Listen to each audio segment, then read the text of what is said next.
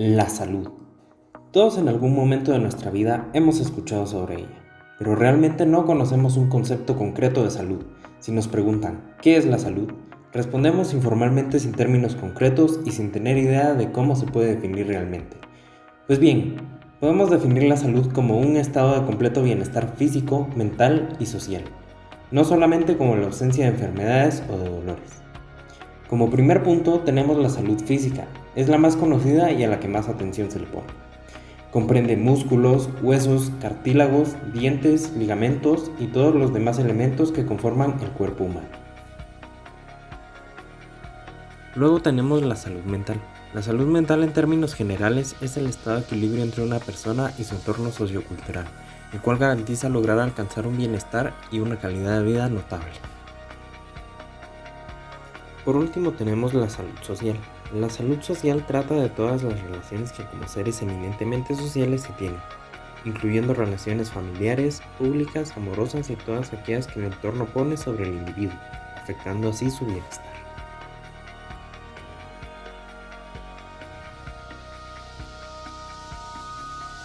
La alimentación y la nutrición son actos fundamentales para la formación, el crecimiento y el desarrollo de todos los seres humanos, que permiten, junto con otros factores, el alcance del balance biológico, cognitivo y emocional.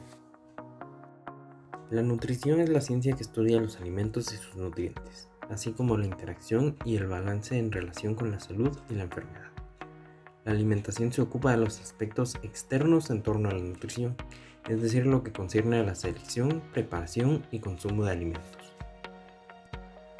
El cuerpo humano, para realizar sus diferentes funciones y mantener la salud, necesita lo que se conoce con el nombre de nutrientes, los cuales se dividen en dos. El primer tipo son los macronutrientes. Son los que el organismo necesita en mayores cantidades, como lo son los carbohidratos, grasas y proteínas. El segundo tipo son los micronutrientes. Son los que el organismo necesita en menores cantidades, como lo son las vitaminas y los minerales.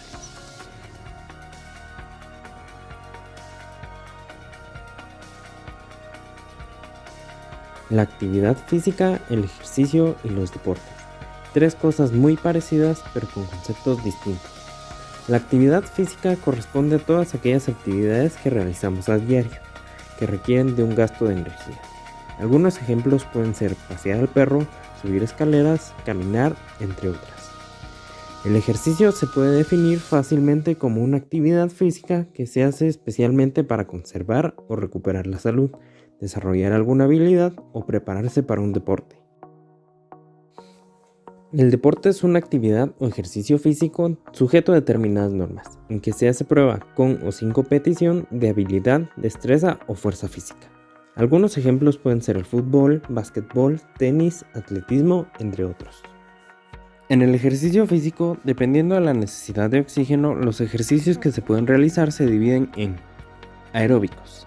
Para su realización se necesita oxígeno, el cual se obtiene de la respiración. En este tipo de ejercicio participan grupos musculares que trabajan a un ritmo constante y con una duración prolongada. Por ejemplo, correr a ritmo lento o moderado. El segundo tipo son los anaeróbicos. Para su realización no utilizan oxígeno. Es un tipo de ejercicio estático o de resistencia donde se somete a un grupo muscular a una serie de ejercicios repetitivos. Por ejemplo, levantar pesas. Por último tenemos el ejercicio mixto. Es considerado como un trabajo que involucra los dos tipos de ejercicios descritos anteriormente. Es decir, es aeróbico, pero por momentos pasa a ser anaeróbico. Un ejemplo de ejercicio mixto es trotar y pasar a correr rápido por un tiempo breve, luego seguir trotando. Otro aspecto importante a conocer son las capacidades físicas básicas. Estas son 4. La primera es la fuerza. La fuerza es la capacidad de un músculo o un grupo de músculos de ejercer presión contra una carga durante la contracción muscular. La segunda es la resistencia. Es la facultad del cuerpo de llevar a cabo una actividad o esfuerzo durante el mayor tiempo posible. La tercera es la velocidad. Se define como la capacidad para recorrer una distancia en el menor tiempo posible. Y la cuarta es la flexibilidad. Es la aptitud de mover el cuerpo con gran amplitud sin producirse daño gracias a la movilidad articular y a la elasticidad de los tejidos.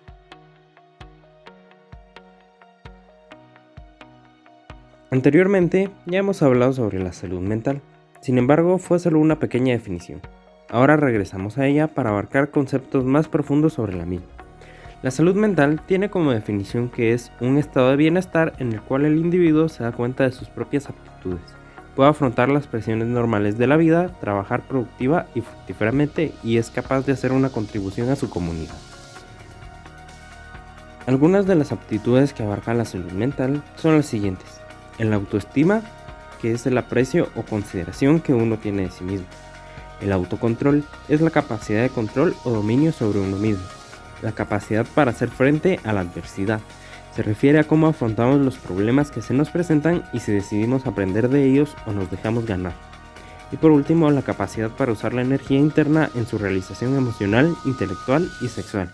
Esta se refiere a saber utilizar correctamente nuestro recurso de energía para realizar nuestras actividades. De la misma forma, existen ciertas enfermedades que debemos evitar a toda costa. Las enfermedades son las siguientes. La depresión. Se caracteriza por una profunda tristeza, decaimiento anímico, baja autoestima, pérdida de interés por todo y disminución de las funciones psíquicas. Si esta enfermedad se detecta, se debe tratar rápidamente para que la persona que la sufre no caiga en tentación del suicidio. La ansiedad. El estado mental que se caracteriza por una gran inquietud, una intensa excitación y una extrema inseguridad. Normalmente la mayoría de personas son introvertidas y muy rara vez se sienten cómodos en público. La única forma de vencerla es enfrentar los miedos. El estrés es el más común de todos. Todos lo hemos sentido alguna vez y es normal. Es esa sensación de presión por las tareas que debemos de realizar. Como tal, ese estrés no es malo, pero si persiste mucho tiempo ya se cataloga como enfermedad. Con estos conceptos ya claros podemos pasar a una pequeña parte llamada inteligencias múltiples. Esto hace referencia a que las personas tienen diferentes capacidades y potencialidades en distintas áreas, y que dependiendo cómo sea cada persona se debe utilizar un método u otro para afrontar las enfermedades. Algunas de las inteligencias múltiples son lingüística, musical, lógico-matemática, espacial, intrapersonal, interpersonal, naturalística, entre otras.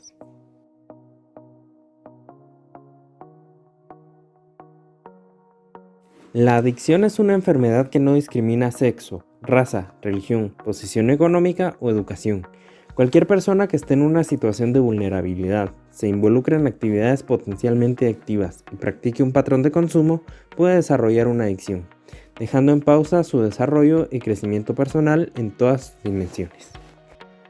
Existe un proceso que toda persona pasa para caer en una adicción. Consta de 5 pasos. Los pasos son: enamoramiento. Este se refiere a pequeños consumos de la sustancia. Al principio pueden ser ocasionales y en poca cantidad, por lo que la persona no suele darle importancia. El periodo de la luna de miel. Al haber aprendido en la etapa anterior que es posible obtener alivio o placer a través de la sustancia y de la actividad adictivas, la persona empieza a sentirse impulsada a borrar malos y dolorosos sentimientos que se le presentan en la vida, de una manera más fácil y eficaz, es decir, drogándose.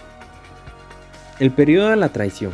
Luego de instalada la compulsión por el consumo, con el paso del tiempo este placer, alivio y bienestar es traicionado.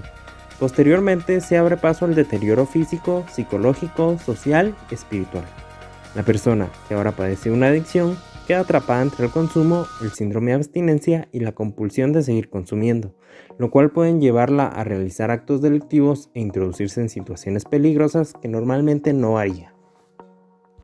La ruina. Ahora el adicto debe consumir cada vez más cantidad de la sustancia para evitar los crecientes y desagradables sentimientos, síntomas y estados de ánimo producidos por el síndrome de abstinencia. Por último, el periodo de aprisionamiento. Es cuando la persona adicta llega a un estado de desesperación en su relación con la sustancia o actividad adictiva, es decir, se encuentra presa de su adicción y su comportamiento impulsivo y compulsivo deja de lado todo lo demás. Los tipos de adicciones se dividen en 2, las adicciones a sustancias, drogas, sustancias depresivas o sustancias estimulantes y adicciones comportamentales, como engancharse al mundo virtual, al trabajo, al cuerpo perfecto, entre otras.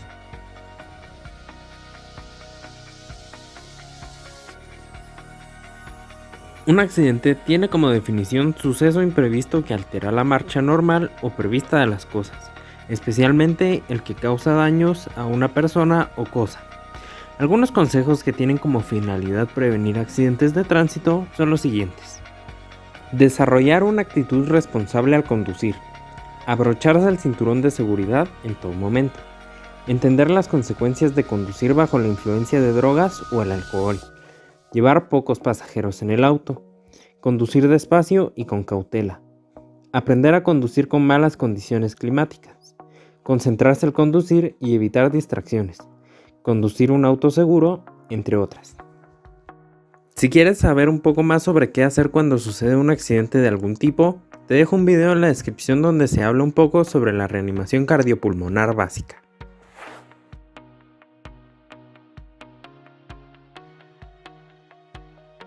¿Qué es la violencia? Es necesario tener claro que la violencia no solamente son las agresiones físicas, homicidios o personas heridas. Es un concepto mucho más amplio que tiene que ver también con las actitudes y los daños psicológicos que se provocan en las personas como resultado del maltrato, humillaciones o discriminación. De igual manera sucede con las relaciones de poder que se establecen entre las personas, porque se puede dar subordinación o abuso de poder. Entonces, la definición más acertada es uso intencional de la fuerza o del poder físico como amenaza contra uno mismo, otra persona o una comunidad que tenga muchas posibilidades de causar lesiones, muerte, daño psicológico, trastornos del desarrollo o privaciones. Existen dos niveles de violencia. La violencia visible es la que se percibe e identifica de forma abierta y por tanto puede manifestarse en forma física, emocional, verbal y psicológica. Y la violencia invisible es la distribución desigual de bienes, mercancías, recursos, poder, oportunidades, trabajos, medicamentos, etc. Manifestaciones de esto son la pobreza y la exclusión. Asimismo, de una forma muy general existen tres tipos de violencia. La violencia autoinfligida es el comportamiento suicida o autolesiones. La interpersonal, con la familia, pareja o una comunidad. La colectiva, social, política y económica. De la misma manera, dentro de esto se genera violencia física, sexual, psicológica y privaciones de algún tipo.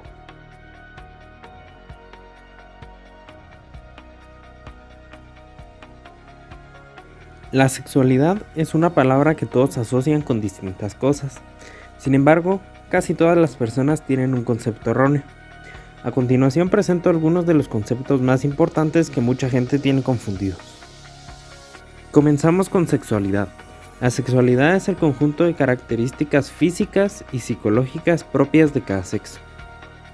Sexo es la serie de características físicas determinadas genéticamente. Es una concepción biológica. Género es el conjunto de actitudes, sentimientos, valores, conductas y actividades que identifican a los hombres y a las mujeres. Orientación sexual es la atracción sexual que se siente hacia personas de diferente sexo, de igual sexo o hacia ambos sexos. Relación sexual se refiere a relaciones interpersonales con las personas del mismo sexo o de diferente sexo. Relación sexogenital es un aspecto biológico, coital. Es la expresión de la sexualidad limitada a la utilización de los genitales. Ahora pasamos con los aparatos reproductores. Los aparatos reproductores masculino y femenino se especializan en producir descendencia con diversidad genética a través de la reproducción sexual, en los cuales los genes de dos individuos de sexos opuestos se combinan al azar con cada nueva generación. El aparato reproductor se caracteriza por tener un desarrollo latente, es decir, solo llega a ser funcional cuando se logra un cierto grado de crecimiento físico. Las características de los órganos de reproducción sexual se dividen en dos. Las características sexuales primarias son los órganos sexuales primarios, los testículos en el hombre y los ovarios en la mujer. Las características sexuales secundarias, los rasgos que se consideran de atracción sexual y aparecen por la acción de hormonas masculinas y femeninas durante la adolescencia. A causa de la mala educación, la desinformación y diversos motivos, se corre el riesgo de contraer enfermedades de transmisión sexual. Algunas de ellas son la gonorrea, clamidia, herpes genital, sífilis, VIH-Sida. Para terminar, hablaremos un poco sobre la paternidad responsable. Se refiere a la planificación de la llegada de un nuevo ser por parte de la pareja.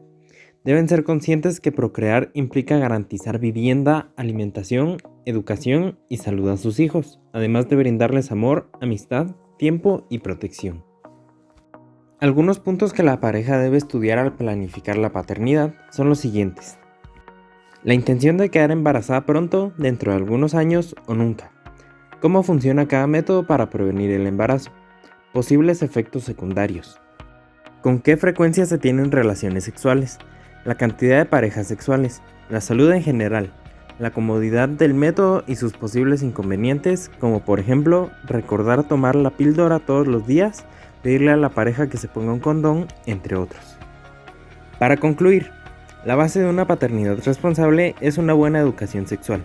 Por eso invito a todos que se informen de fuentes confiables y que contribuyamos a romper los tabúes de la sociedad aprendiendo sobre los métodos anticonceptivos y que nos tracemos metas de tener una familia a una edad responsable.